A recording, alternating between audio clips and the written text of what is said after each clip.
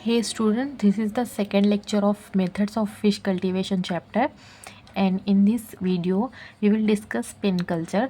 तो pen culture एक तरह का मेथड होता है जिसमें हम क्या करते हैं, फ़िश को कल्चर करते हैं एक अलग तरह से।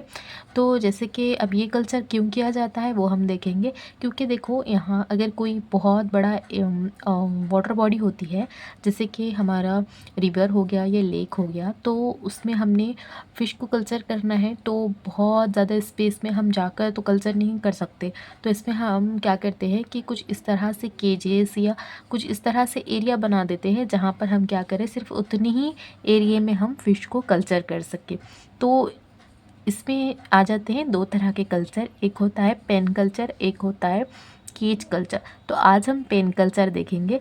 तो ये जो कल्चर होता है इसमें हम क्या करेंगे, कुछ चीज़ों का इस्तेमाल करेंगे जिसकी हेल्प से हम पेन को बनाते हैं और फिर बाद में उसमें फिशेस को कल्चर करते हैं। तो पढ़ लेते हैं पॉइंट टू पॉइंट क्या होता है इसके अंदर। तो फर्स्ट पॉइंट है, this methods of fish culture is commonly practice in Scotland. तो ये वाला जो कल्चर है पहले हमारे यहाँ पर नहीं हुआ करता था। इसकी जो ओरिजिन है वो स्कॉटलैंड में सबसे पहले प्रैक्टिस वहाँ पर ही इसकी की गई। बाद में ये जो हमारे एशियन कंट्री है वहाँ पर आया है। Nowadays it is adopt in some of the Asian countries. तो हमारी जो एशियन कंट्री है यहाँ पर भी अब ये होता है पेन कल्चर। तो fishes are culture in pen inside a lake और offshore area in the following waters. तो अब जो फिशेस है वो कल्चर किया जाते हैं कोई लेक में या फिर हमारे रिवर्स में, एंड कोई बहता हुआ पानी है वहाँ पर भी, और फिर जो समंदर होते हैं वहाँ पर भी बहुत सारे पेन कल्चर हमको देखने को मिलते हैं। Pens are enclosures construct of bamboo, wooden poles and nylon nets. तो जो पेन कल्चर है हमारा वो कंस्ट्रक्ट करते हैं बाम्बू से। जिस तरह मैंने बताया था कि बहुत सी चीज़ों की ज़रूरत पड़ती है हमको पेन कल्चर करने के लिए, जिसकी हेल्प से हम पेन को बनाते हैं। तो इसमें हमने बाम्बू आ जाता है और वुडन पोल्स आ जाते हैं और नायलॉन नेट आती है। तो ये कुछ चीज़ें हैं जिसके हेल्प से हम पेन को बनाते हैं। Poles are fixed in the bottom of shallow water area and net strain from pools to from the enclosure. तो अब ये जो होता है हमारे, हम क्या करते हैं कि जो बाम्बूस होते हैं उनको फिक्स्ड करते हैं जो हमारा वाटर बॉडी होती है उसके अंदर। ओके, फिर उसको हम क्या करते हैं, एक पोल से दूसरे पोल को अटैच करते हैं और फिर उस पर हम नेट लगा देते हैं। ओके, नेट से ही हमको अटैच करना है। सपोज़ अगर इस तरह से आपके पास अच्छा, ये जो पेन कल्चर होता है ये आप दो तरह से कर सकते हैं, एक सर्कुलर वे में और दूसरा रेक्टेंगल वे में या स्क्वायर वे में भी कर सकते हैं। लेकिन मोस्टली जो पेन कल्चर होते हैं वो सर्कुलर वे में आपको देखने को मिलते हैं। स्क्रीन पे आपको दिखाई दे रहा होगा किस तरह से इसको किया जाता है।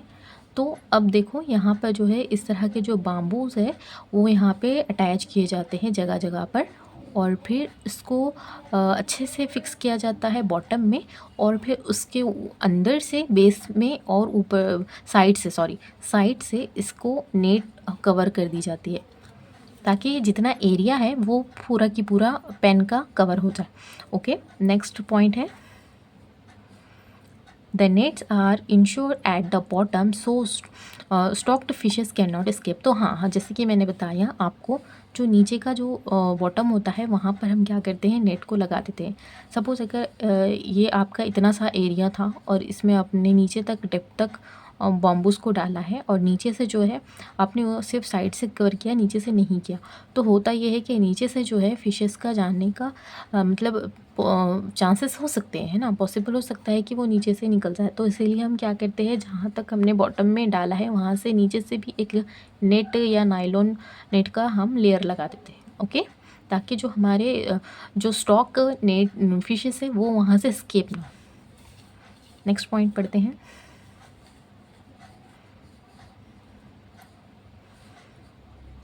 The netting used for the pen must be of nylon so it does not rot. तो हाँ, हमने क्या करना है, नेट हमको नाइलॉन का इस्तेमाल करना है ताकि अगर हम सादी नॉर्मल जो नेट का इस्तेमाल करेंगे तो वो ख़राब हो जाती है। नाइलॉन की जो नेट है वो गलती नहीं है, इसीलिए हम उसका इस्तेमाल करते हैं। नेक्स्ट पॉइंट है the pole must be treated with oil so they does not water logged and root.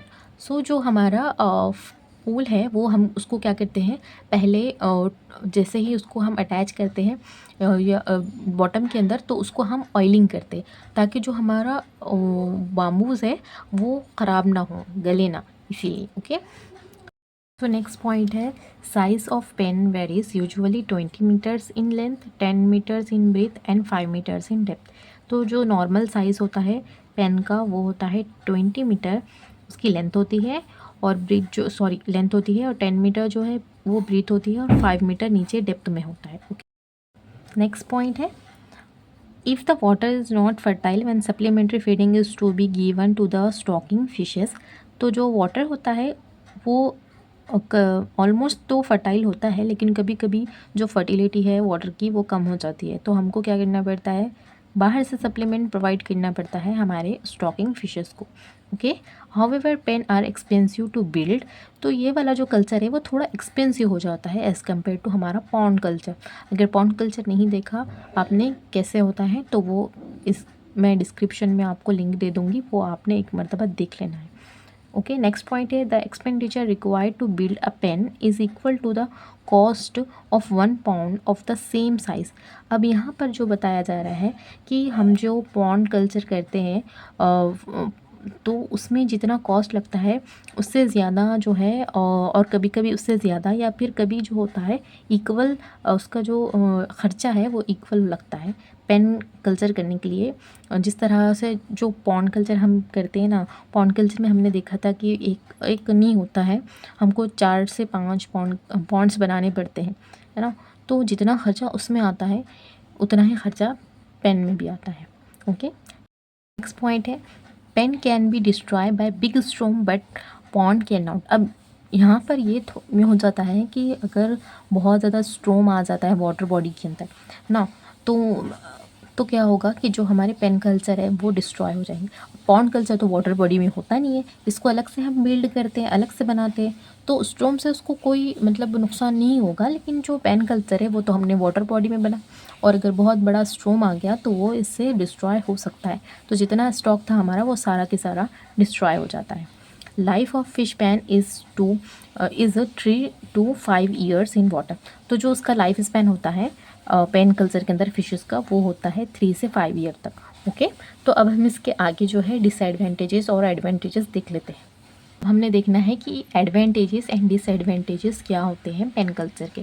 तो देखो, कोई भी जो चीज़ होती है उसके या तो उसमें एक तो फ़ायदा भी होता है उसका, दूसरा नुकसान भी होते हैं। तो सभी जो कल्चर है कुछ ना कुछ उसके एडवांटेजेस भी होंगे और कुछ डिसएडवांटेजेस भी होंगे। तो जो एडवांटेजेस है हम उसको देख लेते हैं। फर्स्ट पॉइंट है fish culture is possible in following water. अब जो होता है हमारा फिश कल्टीवेशन जो होता है वो पॉसिबल हो जाता है कोई भी वाटर बॉडी के अंदर। ओके, नो फर्टिलिटी और मैन्योर इज़ रिक्वायर्ड। अब ये बात आ जाती है कि एक एडवांटेजेस ये हो जाता है कि अगर वाटर बॉडी के अंदर है तो वाटर बॉडी के अंदर आपको नेचुरली फर्टिलाइज़र मिलेगा और मैन्योर मिलेगा, आपको अलग से देने की ज़रूरत नहीं है। अगर आपका पेन है वो है आपके कोई क़रीब के गांव के क़रीब के एरिए में रिवर में, तो वहाँ पर क्या होगा, आपको ख़ुद से फीडिंग करवाने की ज़रूरत नहीं होती, और ना ही आपको कोई अलग से मतलब कोई मैन्योर देने की ज़रूरत होती है ना। नेचुरली जो वाटर बॉडी है उसके अंदर फर्टिलाइज़र और मैन्योर प्रेजेंट होता है। नेक्स्ट पॉइंट है no extra feeding is required. आपको एक्स्ट्रा फीडिंग करवाने की भी ज़रूरत नहीं होती है फिशेस को, क्योंकि ऑलरेडी वाटर बॉडी के अंदर वो सारी चीज़ें प्रेजेंट होती है। Fish grow better with fast rate and more yield will be obtain. तो इसी वजह से क्या होता है, क्योंकि पानी बहुत ज़्यादा है ना। पॉन्ड कल्चर में कैसा होता है कि पॉन्ड कल्चर में आपको वहाँ पर रिक्वायर्ड करना पड़ता है वाटर को, लेकिन यहाँ पर आपको रिक्वायरमेंट की ज़रूरत नहीं होती, ऑलरेडी नेचुरली वहाँ पर वाटर बॉडी में पानी होता ही है। तो यहाँ पर इस वजह से ये हो जाता है कि जितने भी आपने फिशेस जो है वो अच्छे से ग्रो करते हैं, और उनका जो रेट होता है वो फास्ट हो जाता है ग्रो करने का। ओके, जिसकी वजह से आपको एक अच्छा खासा यील्ड मिल जाती है फिशेस की। सो अब देखते हैं डिसएडवांटेजेस। तो pen are expensive to build. तो पेन जो होता है वो थोड़ा सा एक्सपेंसिव होता है बिल्ड करने के लिए। ओके, नेक्स्ट है infertility water expenditure required for supplementary feeding. तो जो अगर वाटर की फर्टिलिटी उतनी नहीं है, अब कोई वाटर बॉडी की फर्टिलिटी होती है ज़्यादा, किसकी कम होती है, तो अगर इनफर्टाइल वाटर हैं तो हमको बाहर से सप्लीमेंट प्रोवाइड करने पड़ेंगे ताकि हमारे फिशेस की ग्रोथ प्रॉपर से हो और उसका अच्छे से डेवलपमेंट हो। ओके, नेक्स्ट पॉइंट है life of fishes pen is less than pond. अब तो जो फिशेस होती है पेन के अंदर की, उसका जो लाइफ स्पैन वो थोड़ा सा कम होता है as compare to pond culture. क्यों? क्योंकि जो पॉन्ड कल्चर होता है वो पॉन्ड कल्चर में हम कैसे करते हैं कि कब तक भी जब तक कि अपना स्टॉक ख़त्म नहीं होता तब तक हम उसको वहाँ रख सकते हैं, लेकिन पेन कल्चर में ऐसा नहीं है, सारा के सारा आप एक साथ निकालना ही पड़ता है आपको ताकि वहाँ की जो स्पेस है वो खाली हो।